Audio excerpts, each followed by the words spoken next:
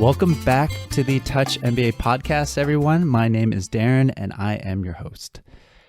This week, I brought on Sue Oldham from Vanderbilt University's Owen Graduate School of Management, and we dive right into why this program is unique. I'll give you a hint. It has a lot to do with their personal scale. We also talk about what Sue and her team are looking for or not looking for during the admissions process, and how this sort of personal scale idea bleeds throughout the entire program, everything from scholarships to their career services. So I think those of you interested in the Vanderbilt MBA will come away from this episode with a much clearer idea of what the program is about and what their unique culture is, and how you could give yourself a leg up during the application process. On this podcast, what we do is bring on people like Sue. We also bring on successful students from these top-ranked programs to try to pull back the curtain and give you guys a better, clearer view of what makes each of these programs unique so that you can identify best fit schools and give yourself the best chance of getting in. We also offer you free school selection help at touchmba.com. What does this mean? This means that you can submit your profile, your goals, your basics like your test scores. And based on your must-have criteria, we will match you to top business schools. We'll also give you feedback on your competitiveness at your target schools that you currently have. And we rank you on a 15-point scale.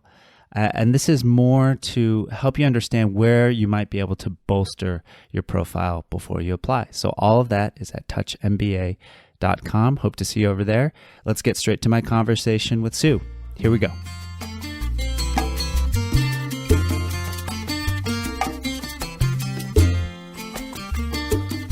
It is my pleasure to introduce our next guest. She is the Associate Dean at Vanderbilt University's Owen Graduate School of Management. She has a lot of experience in business education, and so I'm thrilled to have her on the show. Sue Oldham, welcome to the Touch MBA podcast. It's great to have you here. Hi, Darren. I'm thrilled to be here. Thank you to Touch MBA for allowing me to sort of showcase Vanderbilt and the Owen Graduate School of Management. So thanks for having me. Sue, could you first let us know what your main responsibilities are at Owen? Sure. Before I jump into that, maybe I'll share a little bit about myself and who I am. So I'm originally from St. Louis, Missouri, which is part of the Midwest in the United States.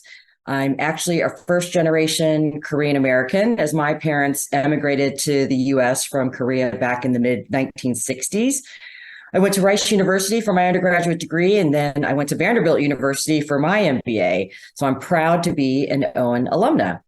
After Owen, I spent almost 10 years in consulting after my MBA degree at various companies and locations around the United States. And then I moved into my next job, which was probably the hardest. I was a stay-at-home mom for our two children, and extremely fortunate to have that time to be able to do that. And then after that, I entered the world of higher education. And this is my third sort of phase of life. It's now been 15 years that I've been in higher education, hard to believe. And I've been in the MBA world in several roles and at a couple of schools, mainly through recruiting and admissions and alumni engagement. And now I'm at Vanderbilt, which is, again, my alma mater. I've been at Vanderbilt for the past 4.5 years. In my role, I oversee the end-to-end student experience for the MBA program. And what does that mean? So this encompasses 4 teams that make the student experience happen. The first team is recruiting and admissions. The second is enrollment management. The third is academic and student affairs. And the fourth is the Career Management Center. That is what I do at Owen. Wow. No small task. It's the best job ever. Yeah. Well, thanks so much for sharing that very helpful context about your background. We're really privileged to have you, Sue, on the show, considering your responsibilities and everything you do. The first question I always ask everyone is, what makes your MBA program, the Vanderbilt MBA, unique from the other great business schools? Sure. It's a great question. And I feel like it's the question that we probably get asked from candidates as well, right? When they're kind of looking at and researching schools. So when I think about the Vanderbilt MBA, a lot of it's personal to me, having been through the program. So two things come to mind. One, we are an intentionally small MBA program. Our class size, our incoming class size is around 170 students. I would say that the average, and I think there's some statistic out there that the average incoming MBA class size for top programs is around 375 students. That's the average. So we are an intentionally small program. We're at 170. We like that number for a lot of reasons. And I think that ties to my second reason why I think the Vanderbilt MBA is unique. A big part of our school mission is something we call personal scale. You'll hear about it, you'll see it, you'll read it, and personal scale really defines how we do everything. And the small class size allows us to offer this end-to-end student experience on a personal scale. So you're going to find this during the recruiting and admissions process as a candidate in a small program with big resources, right? We're Vanderbilt University. It's a global brand, but we're a small program with big resources. You really have the chance to experience the MBA journey at a personal level. And when I say personal level, what does that mean? You get personal coaching, personal advising, personal long-lasting relationships, personal wins as a student leader. There's so many personal moments of introspection, learning, and feedback, and all of this is in a small, safe space. I think that's really important in an MBA program. So those are the two things that I think that makes our program unique. I mean, I'm curious, like, why? What is the philosophy driving the relatively smaller class size, right? When I'm sure the school could maybe take a few more students. Sure. We certainly could. And I think our philosophy is that this full-time MBA experience is such a personal journey, and it fits with our culture, and again, fits with our mission of personal scale, that you won't get lost in the program. And actually, we tell candidates, if you're kind of looking to back row it and kind of sneak in, this is probably not the school for you, right? Because we always joke there is no back row. And we really want students to be actively involved and have a chance to really spend 2 years stepping out of the workforce, which is very daunting, but to step out of the workforce and really spend some time, honing some skills in areas that you probably couldn't do in the workplace. Yeah, no, absolutely. And academically, where do you think Vanderbilt really stands out? And I'm wondering if that has changed since you got your MBA. So I don't think it's changed since I got my MBA. And that's one of the things that was surprising when I came back to work as a staff member at Owen after many years of, I did my MBA many years ago. One of the things I noticed that there were so many things that I had experienced as a student that were still in place. And one of them is the academic. So, our MBA program, our full-time MBA program is the anchor. And when I say anchor, pun intended, because it's not our mascot, but our symbol for Vanderbilt is the anchor, right? Because I didn't know Cornelius Vanderbilt, yes, it was a shipping person. But our MBA program is the anchor for our other programs, as our faculty teach across all these programs. So we also have specialized master's programs. We have an executive MBA program. We have a Master of Management and Healthcare program. But our full-time faculty teach across all of those. And we're most proud of the quantitative rigor in the program, which is typically the first and foremost reason for choosing Vanderbilt, right? Students want to go to a program that is academically challenging.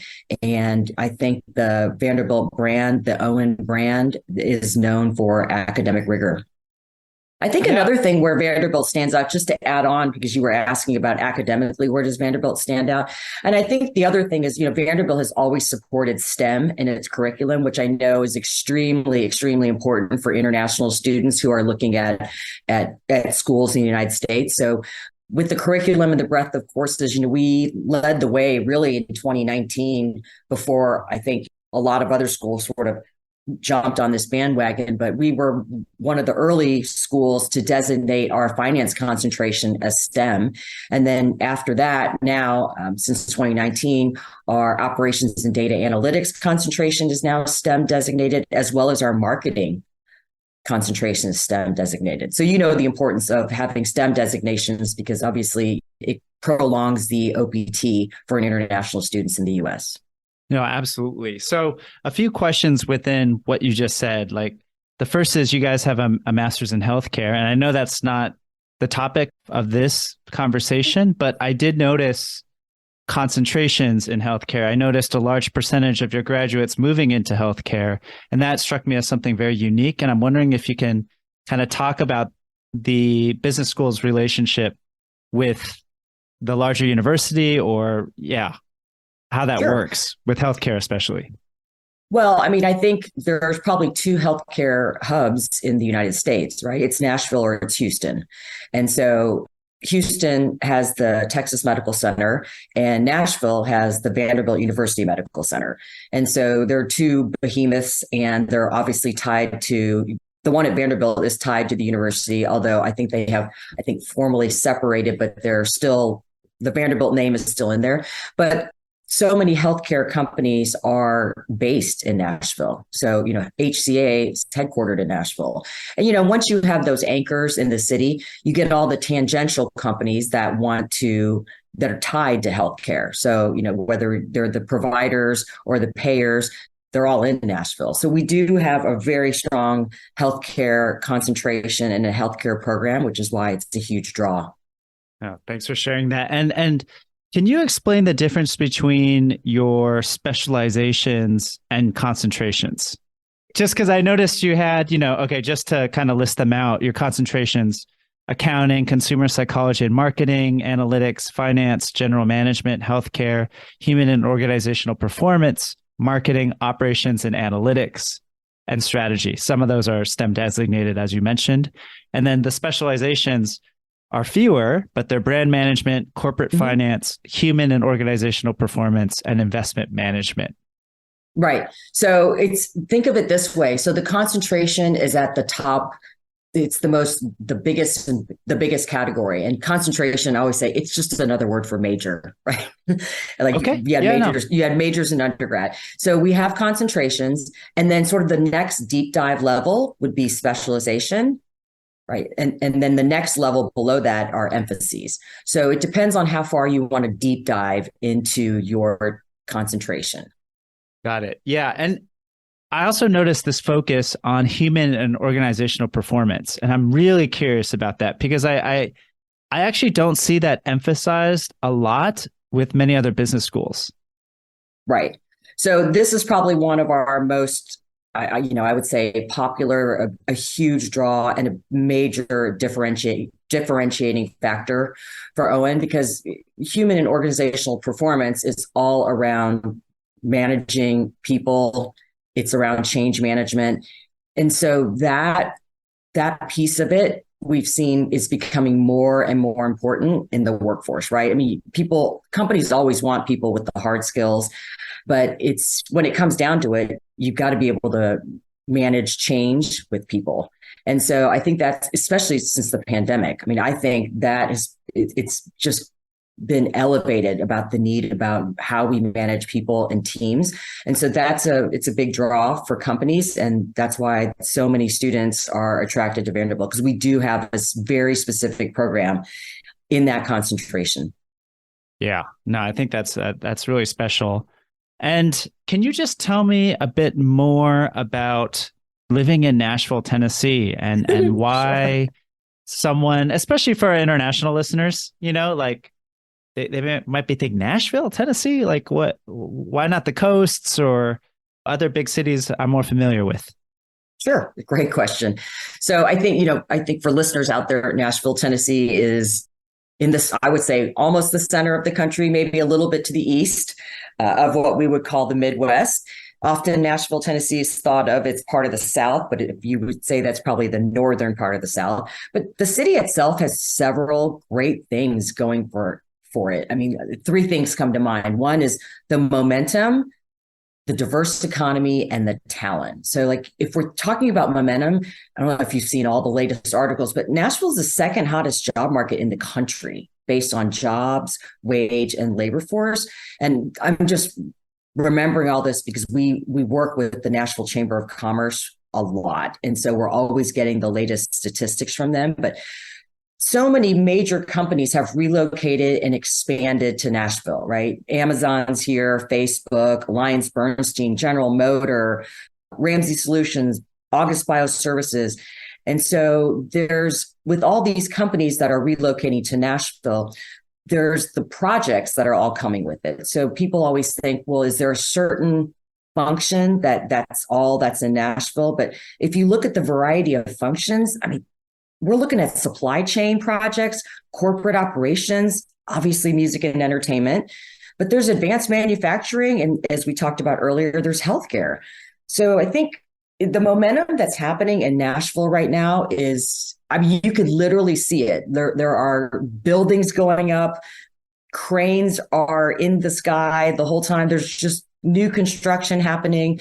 And then going to jump into the talent. Well, because of that, so many working professionals are descending upon Nashville, right? With all these companies. So, Nashville has been a top 10 metropolitan city for population growth.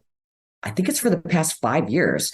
And so the city is filled with like diverse talent, right? Not only do you have the Vanderbilt University, right? With, the undergraduate population and a huge graduate school population, but the population growth by ethnicity, it just outpaces the growth in Tennessee and the United States. So it's incredible. I think in Tennessee, they say there's 18 colleges and universities and 3 historically Black colleges right in Nashville. So the city really is just an incredible, what I call melting pot.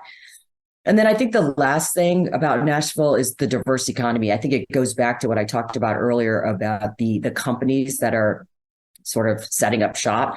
There are so many active industries in Nashville. And again, you're talking management, technical, professional services companies are coming, transportation and warehousing is coming. Obviously, healthcare is here, retail, finance and insurance, food services, construction, obviously to support all the construction. And always there's arts and entertainment. Nashville, I think, has always been called it's called Music City, but I think it has grown so much beyond that. It's a fun city to be in. Yeah. How close is the business school to the center of town? 4 blocks away. Okay. Yeah. I've never been. I've never been. Oh, yeah. You got to come. You got to come visit. Yeah, I've never been. Yeah. You could walk from the Vanderbilt campus and you could walk and you'll be downtown. Yeah. Wow.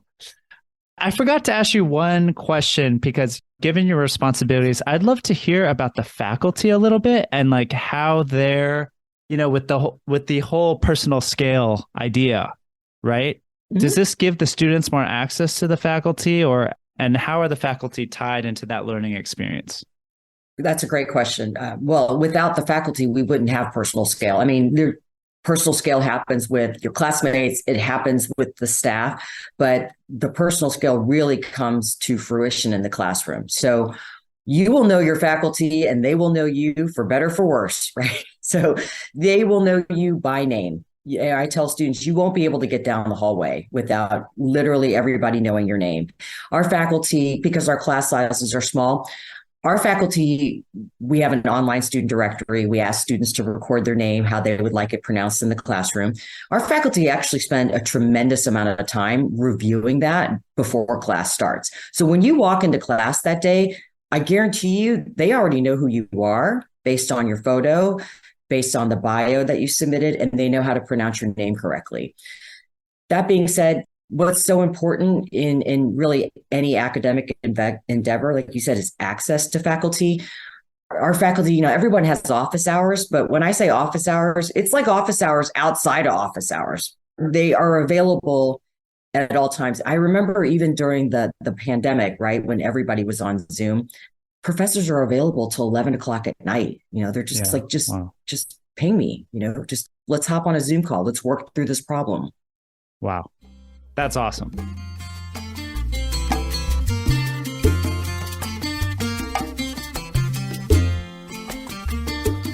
Let's switch gears and talk about admissions and scholarships. Fun stuff. Fun stuff. The juicy part of our conversation. So, right. Let me just start with a more general question and then we'll go from there. Like, I'm curious, as an associate dean, what are the fit qualities you are looking for from applicants? A great question. We get that a lot. Here's my philosophy about that question. We don't believe in fit. And we aren't asking candidates to fit in. I'm not actually even sure what that means, because when I hear that, it's almost like nails on a chalkboard. Because I'm like, who determines fit? I would love to know who actually sits down and is like, this is our fit. And we're going to see if you fit our definition of fit. So I think my message to my teammates when we're talking to candidates especially is we actually want our students to stand out, not fit in. And that's our approach to every candidate, and when we ask candidates to stand out, that eliminates the definition of fit, because I do think that each candidate has their own story, and that's what makes them unique. And no MBA application is the same as another. So if every person has their own story and every person is unique and each application is different, how in the world would I define fit? So I really push for looking for applicants who are looking for a place where they can actually stand out. I think we actually embrace that breadth. Very interesting. So stand out in which type of ways? I mean, just stand out. It just means you're able to bring your true and whole self to the program, that there is no right fit. I think so many times candidates think that I have to fit into whatever you think the school is looking for. And then what happens is you get an application that actually doesn't match who the person is, right? They're writing essays because they think that that's what I want to hear. And I, we push our teams to move away from that and go, we just bring who you are. Let's see who you are. Love it. Love it. So, I mean, that makes my next question more difficult, right? Okay. So no, there's no uh-oh, but what's the next question? So no, I love it. I love this idea. Like, that's the first time in the history of the show someone has just said, I don't like your question. I think that's the wrong question to be asking. And I really appreciate that. So then the next question would be, what would get you excited, right? You and your team to accept someone into your program, sure, right? Versus all the other people who stand out. If everyone came with their unique story and their authentic self, some people unfortunately won't be able to get in, right? You're a very selective program. So could you explain maybe your philosophy behind selecting people then? Ooh, okay, that is a tough question. There is no algorithm on how we select candidates. I think people think that there's some algorithm that we input all these metrics and facets, and then we wait for the little 8-ball to run and it spits out a decision. There isn't that. I think maybe to answer your question about what makes me excited and how do we sort of discern candidates if we are really asking candidates to stand out, I think another motto that we have here at Vanderbilt is that our job is to identify talent in candidates who might not yet see it in themselves.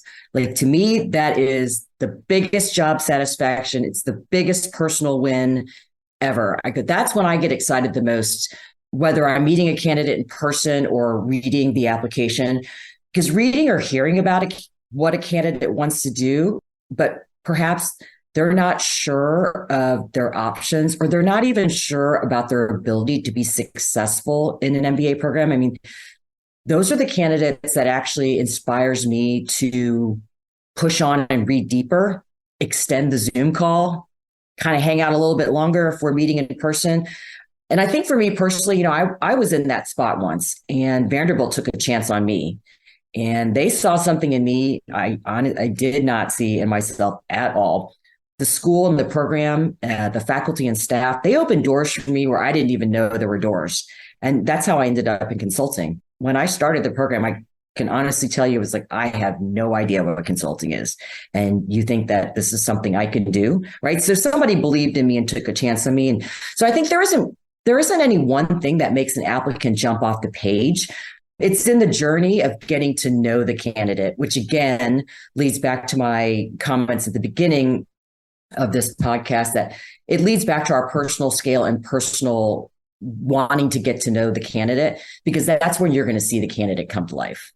I mean, would you say that you're looking for certain, like, a shared values in the class at all? Or it's really, you'd want to see a lot of different types of values and see how those play out. Oh, I always think a lot of values coming together is, I mean, what a great classroom discussion, right? But I think fundamental to Vanderbilt and Owen, part of our culture is it's a marketing tagline that's been in use for years. It's competitive, but not cutthroat. And so I think the competitive part is important because it ties with the academic rigor, right? You want to know that you're going to be challenged in the classroom because that's what you're here to do. But at the end of the day, no one's going to climb on the back of someone else to get ahead. That is not our culture here. And so if I had to say, if there's one thing that we look for, it's that quality of nobody really wants to win the race by themselves. You actually want to kind of slow down and maybe put your hand back and pull your classmates with you to cross the finish line. Absolutely. And over the years that you've been at Vanderbilt Business, like how do you think applicants can improve their chances? Oh, chances of admission? Of admission, right? Sorry, chances of admission. Sure. Another great question, right? We always get that from candidates. They're like, what's the one surefire thing I need to do, to guarantee admission? So you asked three things. One, again, this is very specific to Vanderbilt Business. I mean, this ties into sort of our philosophy about getting to know you. But the first one is, let us get to know you. We have a team model where each candidate is assigned a personal recruiting manager. And the recruiting manager's job is to be that candidate's champion, advocate, advisor throughout the recruiting and admissions process. So if you're a candidate applying to Vanderbilt Business, you will not be walking this journey alone. You won't be just communicating via email to a random email box. You are going to get a recruiting manager assigned to you, and that person's is your best buddy. That person is literally going to be the person helping you through the process. And there are candidates that just by the time they get to Owen, it is like a group hug, crying when they meet their recruiting manager in person to say, thank you for all you did to help me through this process. So, first I always say, let us get to know you because it's that important to us. And I said the flip side of that is you need to get to know us. So you need to know our team. You need to meet with our students. If possible, come visit our city, come visit our school, our campus, our community. And I said, whether that's through virtual events, because I know as international students, you just can't be flying all over the world, right? Going to visit schools. But whether that's getting to know us through virtual events or in-person events, spend your time getting to know us as well, because this is a huge investment, right? Time and money to go do a full-time MBA program. So take the time to invest in your future investment. Third thing, how can they improve their chances of admissions? We want students that actually want to be at Owen. It's that simple, right? We know candidates are applying to multiple schools, as you should. But in the end, we want the candidates that really want to be at Owen. It's that simple. So again, get to know us, know our program, our students, faculty, and staff. Makes a big difference if you want to be here, because that means you're invested. You will want to be a part of our community and family. And again, this goes back to our small class size. Like we're small. Like there's nobody else that's going to be doing the work and leading student clubs and, going on global trips or helping out in the community. I mean, it's your classmate. It's our community. So we want to know that you want to be a part of our community. And so embracing our culture of it's competitive, but not cutthroat is really important. And so how you convey that you want to be at Owen is really, really important. Yeah, no, that's a great tip. And while you were answering that question, I had a question related to what I asked you before with the whole standing out, because I do like that answer. But I do notice you guys, at least as I saw, on your website recently, you have 2 short essays, 150 word essays. Mm-hmm. You have 1 recommendation, 1 resume, a video response, and then the interview if the candidate makes it through. So that's actually less space, right? To maybe show themselves, their authentic selves to you. I'm wondering if you have just any tips around authenticity, because clearly like that is very important to you. I like this idea of like stand out, but is there any way or any encouragement you could give to our listeners to help them do that? Sure.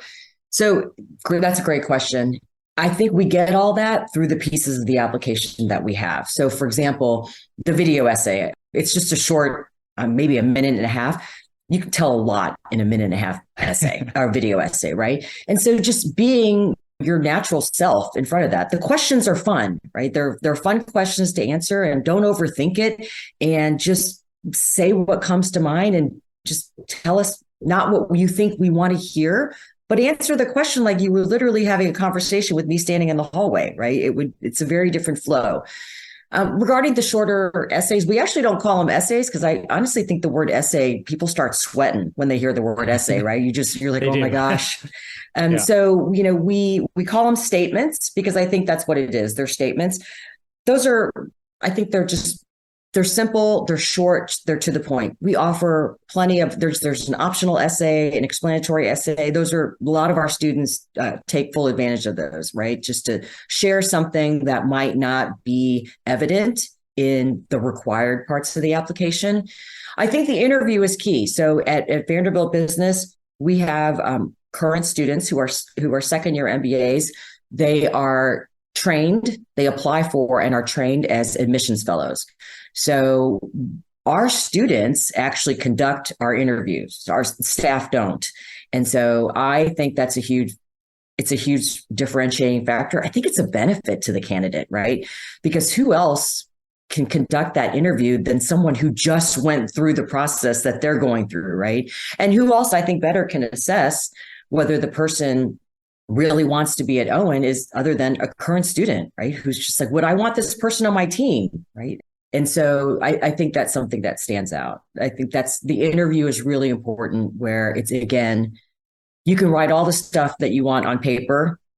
You can't change your resume. You can't change your transcript, but your true self can come through in an interview.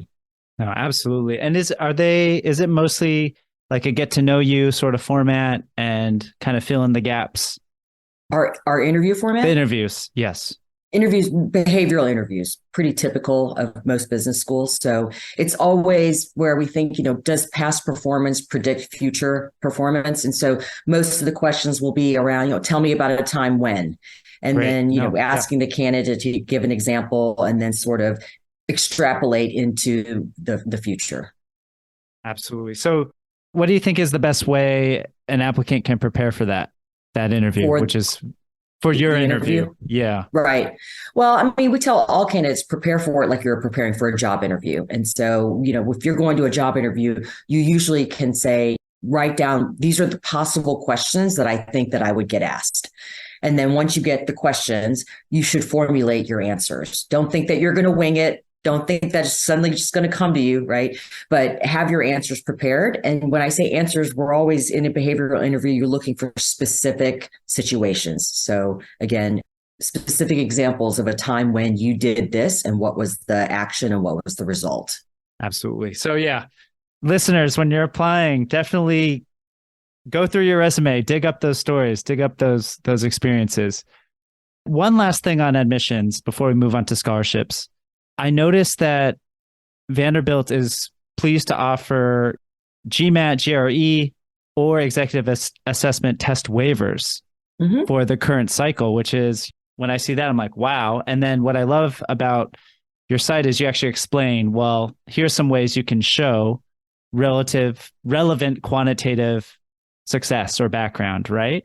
Right. And right. Could you tell us a little bit more about that? And specifically, one of your criteria was strong performance in previous quantitative and analytical coursework at the undergraduate or graduate level. So does that mean, like, if I did well in my my two econ classes, I can not take the GMAT? I just like for you to put this into context, right? Sure. So, obviously, most schools, the first year is very quant heavy. And so we want to make sure, and it goes at a very fast clip.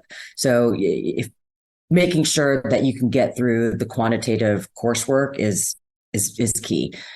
So the test waiver process, obviously, I think past performance can predict future performance. So if you're an undergraduate major and you've got a bunch of engineering classes, math classes, econ classes, and hopefully you do well in those. I mean, we look at that's one part of the waiver process. It's also, recognizing that most people's undergrad, especially at Vanderbilt Business, I think our average years of working experience is almost 7 years outside of undergrad. We also recognize undergraduate time was a while ago. And so, you were 18 when you started college. So we understand that. And what you were doing when you were 18 years old is very different than what you're doing at 27, 28 years old. So we also look at what you're doing on your resume, right? So if you're working in the financial industry, I mean, that's a great bonus.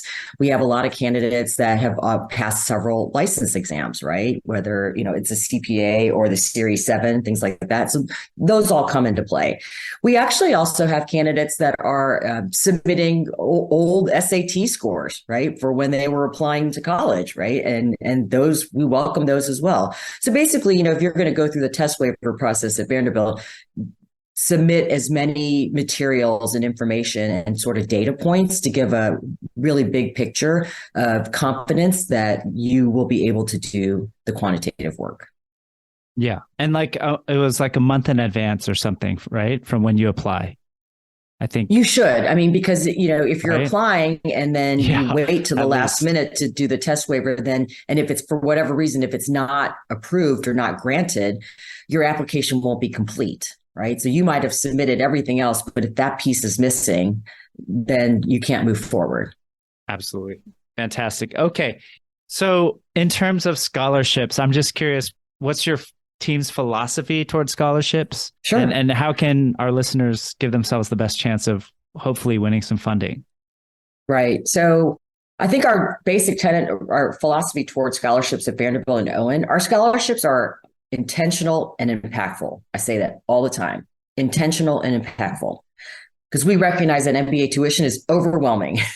So our scholarships are all merit-based. So the strength of a candidate's application is really at the heart of our approach to scholarships. So you need to put forth your best application and your whole self. So showcase and highlight your strengths, have the self-awareness to recognize gaps and how our program will help you address those. I think that's a big part of it. So we want our merit-based scholarships to remove a financial barrier because we want you to have this life-changing and transformational experience at Owen.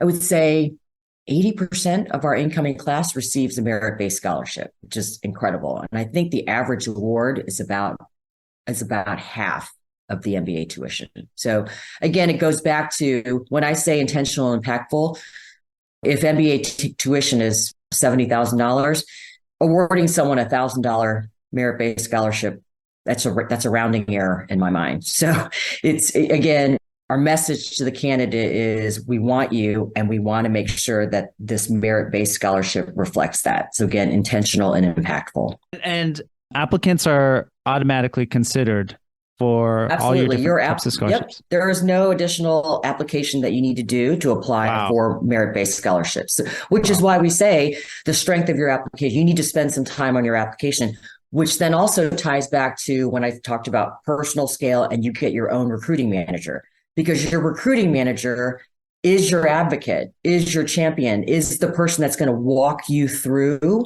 how to put together your best application.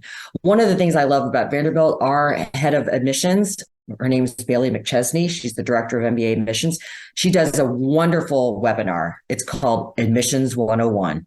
She, as the director of MBA admissions, literally spends an hour doing a webinar with walking you through our application piece by piece, giving you tips about what we're looking for. I'm literally like, every candidate needs to join that webinar because I'm like, we're giving you the recipe. We're telling you what we're looking for. And so she does a fabulous, it's called Admissions 101. I highly recommend it. Okay. I'll try to link to that in our show notes for sure. Great. Yeah. I mean, anything else on scholarships? I think we're pretty generous. And again, Very it generous. sticks to the philosophy of intentional and impactful. We recognize that this is to have access to this life-changing experience at Owen. We need to be intentional and impactful with scholarships.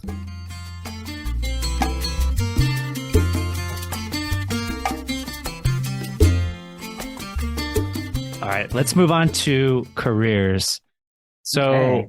is it true Vanderbilt MBA students have consistently given the Career Management Center an A+ rating? Yes. Like, as someone who Depends on used to what be, depends on yeah, it depends on what you're looking at. But yes, no, it goes yeah. back to personal scale, right? Every student, just like you get a recruiting manager, every student has their own career coach. What more could you ask for? I mean, not much more. It's just, having worked at a business school, and, obviously seen a lot of different rankings, even the top business schools get knocked, their career management centers get knocked on fairly or unfairly, right? By students. So I think that's a very unique thing. But yeah, could you talk a little bit more about what do you think makes your career center and unique? Sure. Ooh, let's see. Well, Think just, one thing yeah. that's yeah, no, one thing that stands out, and I think it's important to look at it from the perspective of our employers, right? Because they're the ones hiring. They're hiring our students. So the thing that we hear from our employers is that Vanderbilt students are humble leaders, which again mirrors our culture of competitive but not cutthroat. So they have said, our students are incredible leaders. Obviously, they've done well in the classroom. They got into Vanderbilt, right? And they're doing well at Owen.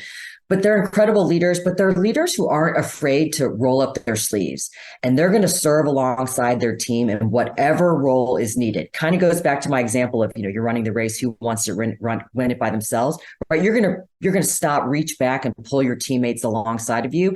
And I think that notion of when our students go out into the workplace, the employers recognize, they see that gesture, and they have said, that employee went to Vanderbilt. So I think that is what a testament to our career center and our culture. And another comment is how our students they're really effective and collaborative team players. But I think that happens because you spend 2 years in a relatively small class size program. That's all you're doing is you know everybody in the classroom.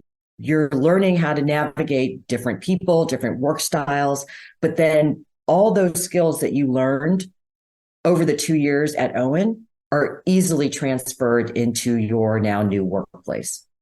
I mean, can you talk to me a little? Oh, sorry. Keep going. Go ahead. Oh, did you have more to add to that question?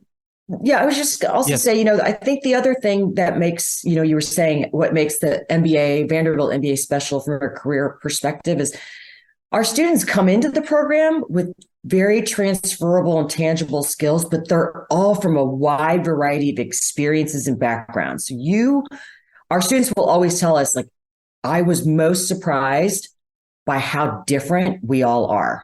So not the varying undergraduate degrees, the varying careers, backgrounds, nationalities, geographic locations. So the diversity across so many different tenets comes through in the class makeup.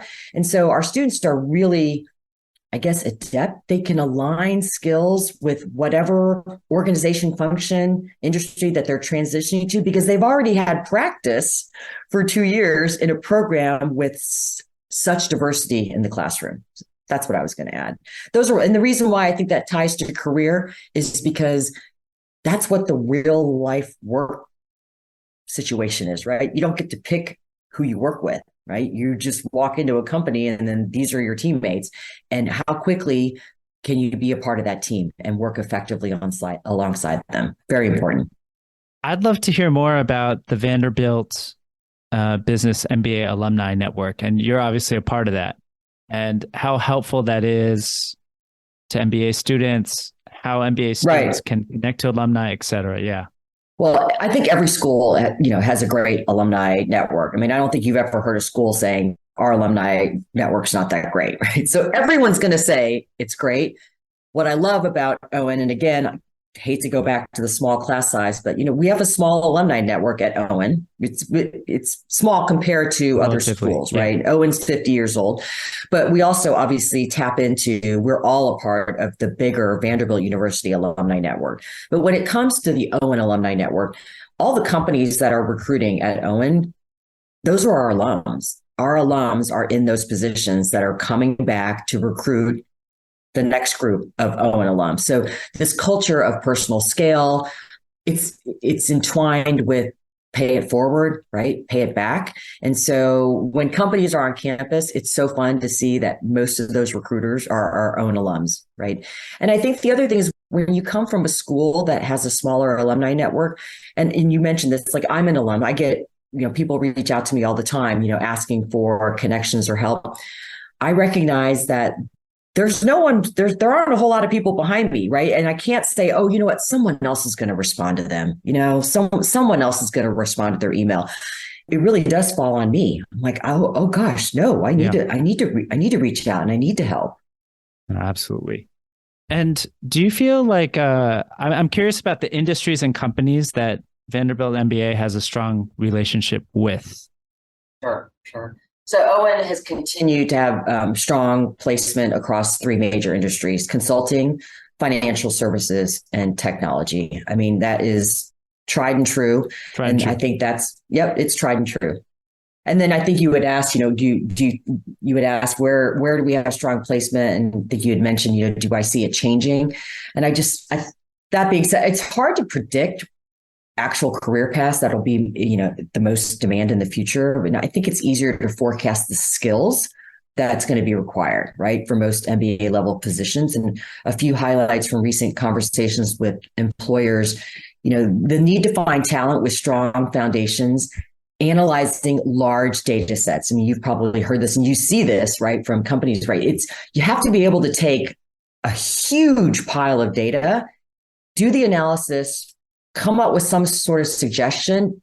But now the little twist is you need to actually turn that into a story. Like, how do you turn a whole pile of data into a narrative that tells a story? And that is a huge skill set that we're seeing that employers are looking for. And again, this would apply to any of those industries: consulting, financial services, or technology, or healthcare, or marketing, any of those things. That is a huge skill set. So the strength of that is we're seeing is what companies are looking for. Yeah. I love hearing stuff like that, like hearing what the market is looking for. And any last advice to applicants on what they need to know about like leveraging Owen's resources to succeed in their careers? Right. Well, you mentioned it before. First and foremost, tap into our alumni network, right? So again, LinkedIn is always the place to start on that, but you should reach out, connect, have as many coffee chats as possible, emails, questions.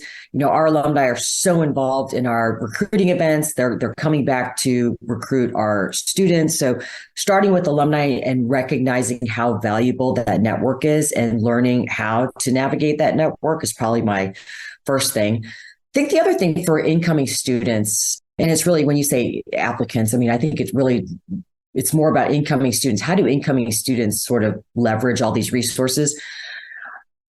What's happening nowadays is corporate recruiting is starting earlier and earlier. So we already have students that are interviewing with companies. They haven't even started the MBA program.